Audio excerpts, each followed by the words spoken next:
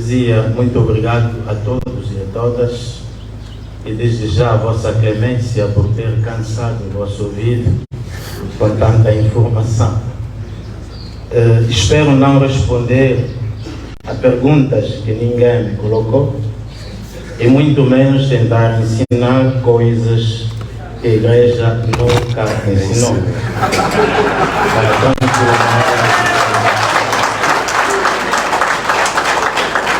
Assim estarei eu em paz com o Padre Augusto Malengue. É caso para dizer: abri, Senhor, os meus lábios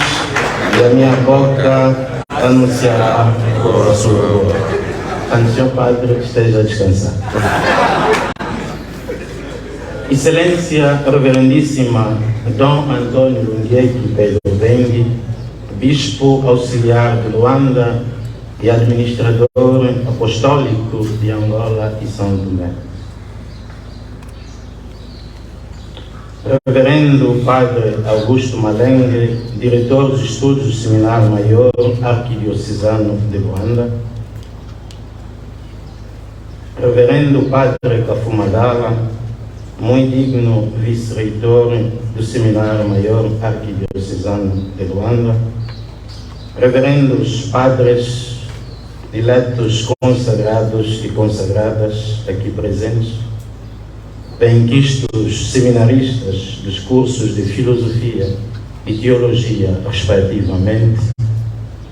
ilustres preletores, no caso o ilustre preletor,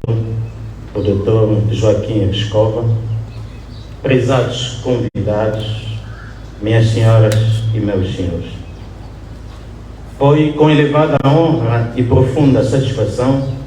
que aceitei o desafio que me foi lançado pelo Reverendo Padre Augusto Malengue, diretor dos estudos neste seminário, para ser um dos preletores nesta Semana de Reflexão Filosófica 2022-2023, subordinada ao tema Que Filosofia para Angola, académica ou interventiva. Gostaria de basear a minha reflexão em torno do tema Apologia de Sócrates, uma provocação para uma filosofia interventiva. Não certamente para responder à questão ora levantada, senão o Padre Pina estava à minha espera,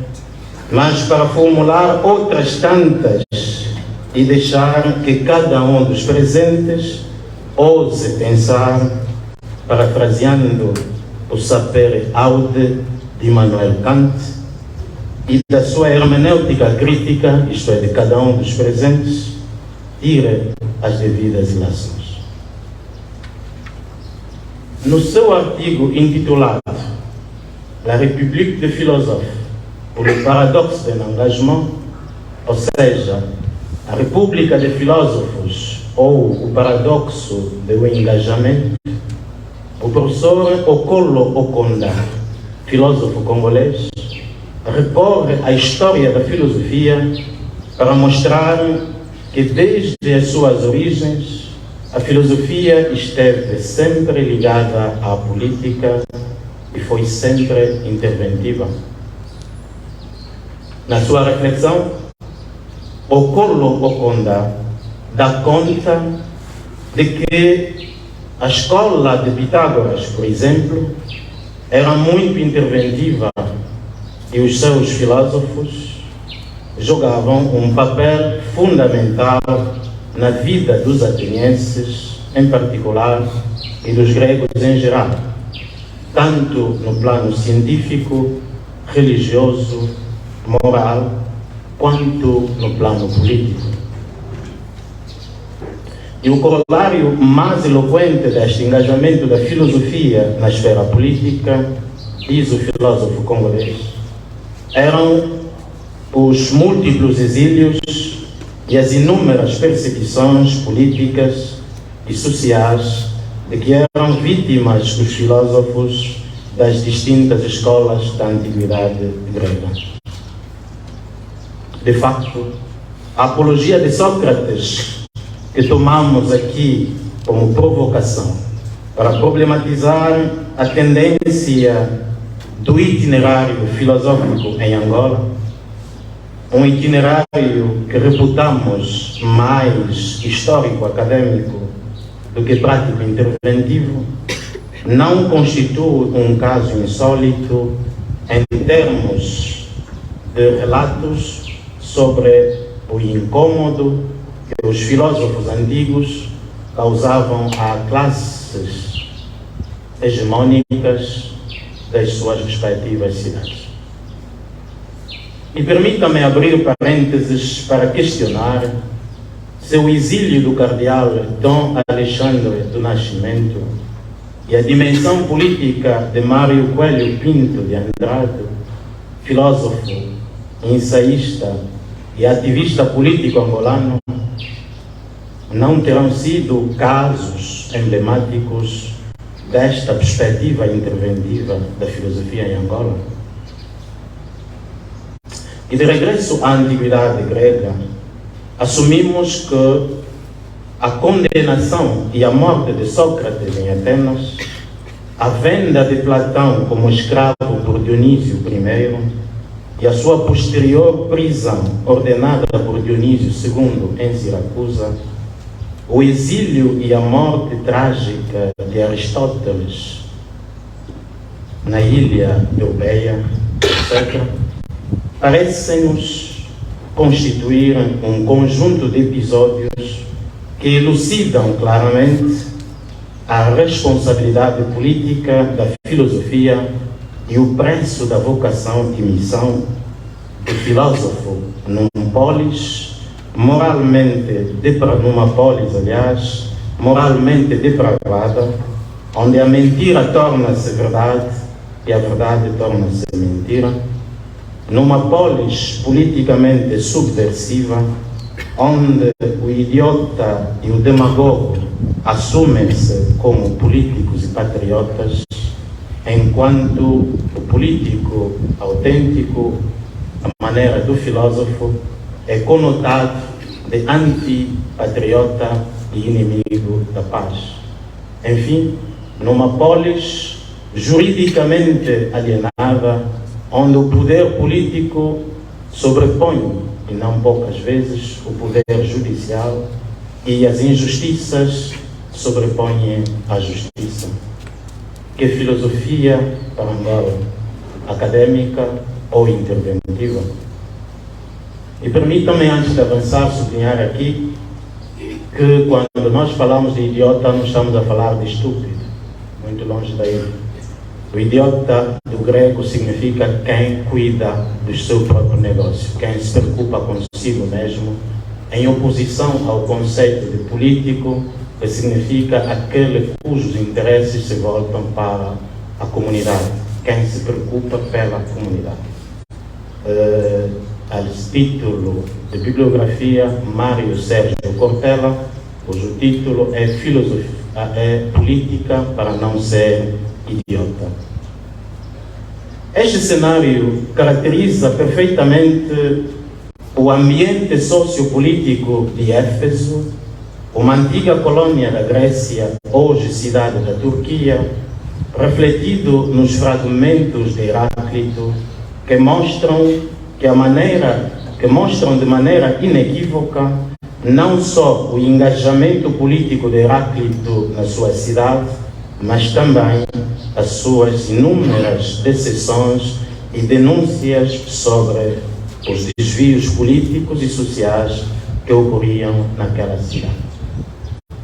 E mais uma paragenzinha aqui para falar desse Éfeso, na linha do combate de Heráclito, de denúncias e outras coisas, também o apóstolo Paulo, esteve em Éfeso e terá comprado aí uma área em que ficou com os seus discípulos também.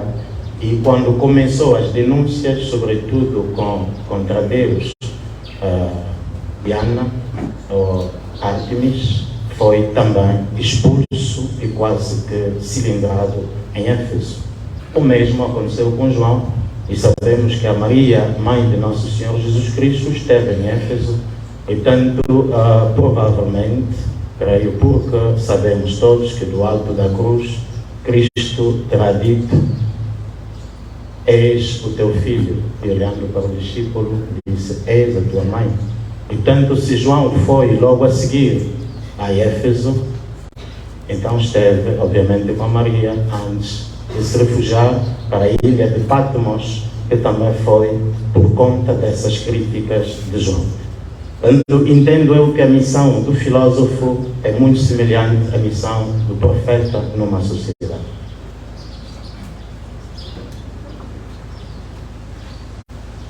Voltando ao nosso texto, dizia eu que o livro nono de Diógenes Laércio atesta isto mesmo quando relata o episódio de Heráclito surpreendido por alguns políticos de Éfeso a brincar com crianças no templo de Ártemis, aos quais respondeu: não é melhor dedicar-me ao que estou a fazer do que estar convosco a tratar das coisas da cidade? Esta indireta de Heráclito aos políticos da sua cidade é suficientemente reveladora da ingente e não poucas vezes ingrata tarefa do filósofo, chamado a ser, parafraseando o professor Mukenji Mandankulo, o homem justo e íntegro, uma verdadeira autoridade moral, a consciência crítica da cidade, o despertador de mentes adormecidas, o libertador de consciências alienadas, problematizador e restaurador do verdadeiro sentido da vida e do significado último das coisas, interpelador e humanizador de práticas sociais desumanas, corajoso e intrépido amigo da verdade, capaz de sacrificar Platão à maneira de Aristóteles na sua Assunção. Amicus Plato sum, sed magis amica veritas. Em última análise, o filósofo é uma alma predisposta à condição de mártir da verdade, do bem, da justiça, à maneira de Sócrates. Esta exigência socio-antropológica ou antropológico-social do filósofo atesta de forma evidente por que razão é que a política, desde a perspectiva de Heráclito, também assumida por Sócrates na sua autodefesa ou simplesmente apologia de Sócrates da autoria de Platão, não era a atividade mais nobre da vida humana, porquanto o seu valor profundo e último passava necessariamente pela sua subordinação ao Logos, quiçá o Logos filosófico que a ilumina, orienta e guia. Não terá sido, porventura, esta exigência que inspirou Sócrates, em sede do julgamento perante os 501 juízes que tinham o ônus de o libertar ou de o condenar, a tecer a seguinte consideração: se, apesar disso, me dissesses, mandamos-te em paz, na condição de que não voltarás a ocupar-te da filosofia, pois, se reincidirdes, hás de morrer, responder-vos-ia: atenienses, respeito-vos e estimo-vos, mas obedecerei a Deus do que a vós. Não deixarei de filosofar, continuarei a exortar-vos e a aconselhar-vos, e a cada um de vós direi segundo o meu velho costume: caro amigo, então tu, que és ateniense, filho da maior cidade e mais formosa pelo saber e pelo poder, não te envergonhas de pensar só em riquezas, glórias e honras, sem que concedas o menor cuidado à sabedoria, à verdade e à perfeição da tua alma. Fim de citação. Importa desde logo referir que a perfeição da alma de que fala Sócrates corresponde precisamente à justiça, entendida pelos latinos como um firme propósito de viver honestamente. Se quiserem, honesto viver, de não prejudicar ninguém, se quisermos, neminem laedere, e de dar a cada um o que lhe é devido, se quisermos, suum quinque tribuere. Esta, aliás, está aqui subjacente e patente o sentido da responsabilidade da filosofia e do filósofo em relação à política, tanto na vertente clássica do termo, enquanto arte de criação de condições de possibilidade, quer do meio ideal de vida, como diria Aristóteles, quer de uma vida digna, boa, feliz, decente e próspera para todos os membros da comunidade, quanto na sua vertente mais moderna, enquanto arte de conquistar e conservar o poder, como diria nosso amigo Nicolau Maquiavel, entretanto, para assegurar a estabilidade e a prosperidade do Estado, enquanto pluralidade de indivíduos e extensão territorial assentes numa soberania legal. Em qualquer destes casos, o papel da filosofia e do filósofo, enquanto guardião por antonomasia do Logos, assevera-se premente, incondicional e indispensável, pois a ele cabe a difícil e desafiante tarefa de iluminar, orientar e guiar a teoria e interpelar a prática política, problematizando e questionando o sentido e o fim último da política, que nos termos de Paul Ricoeur é o justo e o bem. Se quisermos, le juste et le bien, o título da obra de Paul Ricoeur. Pois ao fundar-se, habitualmente num conjunto de ambições imorais e de interesses mais idiotas e demagogos do que políticos, a política apresenta-se, e não poucas vezes, sobretudo no nosso contexto africano, como um palco de razões que se constituem em verdadeiras desrazões para a própria razão. Não será provavelmente por esta razão que na Grécia Antiga a prossecução do justo e do bem na polis estava intrinsecamente inseparável da preocupação pela verdade e pela piedade divina, assumidas como virtudes eminentemente políticas.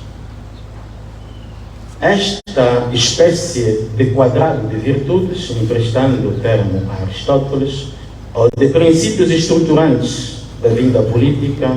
fundada na intenção ética que inclui o justo, o bem, a verdade e a piedade divina, transparecem com bastante evidência na apologia de Sócrates como causa e efeito, motivação e reação, razão e justificação da acusação e condenação que ditaram a morte deste filósofo ateniense, considerado por muitos como um dos maiores filósofos político, social e moral de todos os tempos. Com efeito, Pinharanda Gomes, tradutor e prefaciador da Apologia de Sócrates, da autoria de Platão, já que existem outras apologias, apresenta-nos um Sócrates preocupado com a estabilidade do Estado, assumindo, no entanto, que esta última passa necessariamente pela adoção de um estilo de vida que se funda e se estrutura no compromisso individual e coletivo com a verdade, com o bem, com a justiça e com a piedade divina. Desiderato este que pressupõe o reforço de uma consciência juvenil fundada no triângulo axiológico da verdade, da bondade e da utilidade de tudo quanto é dito e feito, no respeito da lei e no temor de Deus. Ciente do peso nefasto da dinâmica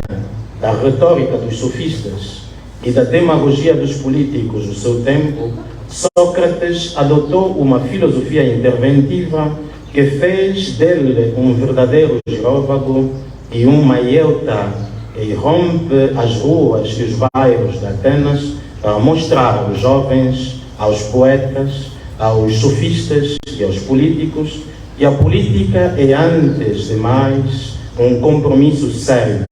com a justiça, pois a comunidade não se desenvolve nem prospera com a força inabalável dos argumentos falaciosos e de retóricas desonestas que visam vencer e convencer os interlocutores para fins e benefícios particulares, sejam eles individuais ou grupais. Para Sócrates, a verdadeira validade dos argumentos que conduzem ao desenvolvimento inclusivo e à prosperidade das cidades assenta, na verdade, que estes argumentos veiculam na utilidade social que configuram e na bondade moral que encerram, concorrendo deste modo para uma sociedade mais justa e mais humana. E como é óbvio, esta postura interventiva de Sócrates era um ato de extrema coragem e de verticalidade moral, porquanto colidia com a praxis política da sua cidade, fazendo dele, tal como a Lude Pinharanda Gomes, um sinal de contradição, um suscitador de dúvidas, um suspensor de juízos, enquanto estes não se revelassem apodípticos. Postura que o transformava numa verdadeira sombra aos ricos e poderosos, num símbolo de confronto aos magistrados e estrategas e um fator de perturbação para os literatos e sofistas, cujo ser, proceder e agir se distanciavam de todos os pressupostos filosóficos, antropológicos, estéticos e éticos sobre os quais se deve fundar um agir político autêntico. Parece elucidativo o testemunho de Diógenes Laércio, que no livro 2 atesta que a queixa contra Sócrates, movida por um grupo de 3 jovens, nomeadamente Ânito, representante da classe dos políticos, Meleto, representante da classe dos poetas, e Lícon, representante da classe dos oradores, perante o tribunal de 500 juízes mais um, tinha as suas raízes mais profundas, por um lado, no incômodo que o filósofo representava para todas estas classes e círculos de interesses grupais e individuais, e por outro lado, no seu saber autêntico, isento de falácias e de qualquer falsa gnose que ignora os limites da finitude humana e assume de forma arrogante e inadvertida a maneira de Gorgias que o homem é a medida absoluta de todas as coisas, quer daquelas que são enquanto são, quer daquelas que não são enquanto não são. Foi precisamente no limite deste muro da arrogância, de uma ignorância que se assume como sabedoria inquestionável, por um lado, e da humildade de uma sabedoria que se assume como ignorância, que Querofonte, num inexplicável atrevimento, ergueu-se para interrogar o oráculo de Delfos, de onde veio o enigma que proclamou Sócrates como o mais sábio de todos os homens. Trata-se de um enigma que acabou por reforçar aos olhos de Sócrates a responsabilidade do filósofo sobre o político, tendo consequentemente legitimado a missão orientadora da filosofia sobre a política. Facto este que fica patente durante o julgamento de Sócrates, tal como narrado por Platão na Apologia já referenciada, marcado pela forma lógica e coerente com que Sócrates tinha desmontado as 3 queixas dos seus acusadores, que o tinha apresentado como culpado. Primeiro, por supostamente negar os deuses reconhecidos pela cidade. Segundo, por supostamente introduzir novas divindades em Atenas. E terceiro, por supostamente corromper a juventude. A questão que vale a pena levantar à guisa de conclusão é a de saber quais são as queixas que pesam sobre nós, os filósofos contemporâneos, em particular os filósofos angolanos, hoje. O que é que representamos para os nossos concidadãos ávidos da justiça e da verdade? Constituímos, porventura, alguma ameaça ou um símbolo de interpelação, no mínimo, aos ricos e aos poderosos, quando a coisa está mal? Temos sido aliados, incômodos ou indiferentes perante as aberrações vindas de certas situações políticas, de certas situações de justiça e de certas situações de imoralidade social. Temos sido um fato de perturbação, um fator, aliás, de perturbação para os literatos e os sofistas do nosso país, se houver, se existirem. A filosofia feita no interior das 4 paredes das nossas instituições acadêmicas impacta mesmo a realidade das nossas comunidades, quer no plano econômico e social, quer no plano político e moral. O nosso posicionamento, mais de mestres da história, da filosofia, do que de inquiridores críticos da realidade social que nos circunda, responde efetivamente à missão e vocação que a filosofia nos impõe hoje. Na tentativa de prover uma possível resposta a estas indagações, chamo uma vez mais à colação o professor Mukenji Mbandankulo, que, olhando para o contexto político e socioeconômico dos Estados africanos, propõe uma filosofia de Koch, ou seja, uma filosofia do galo em oposição à filosofia acadêmica, assumindo, desde logo, que esta última, isto é, a filosofia académica, é estéril, porque nasce e morre nas salas de aulas. Enquanto a primeira é ativa, vocativa, interativa e interventiva, porque sai do templo acadêmico enquanto espaço dos iniciados para se lançar à ágora, ou seja, a praça pública, a maneira do galo, que assume uma dupla missão na capoeira. Canta de manhã para despertar aqueles que dormem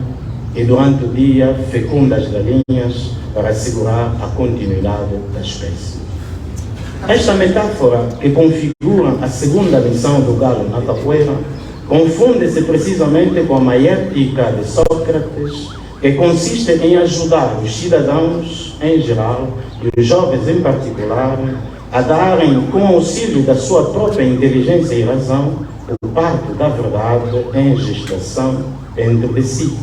assegurando deste modo a fecundidade e a fertilidade da razão crítica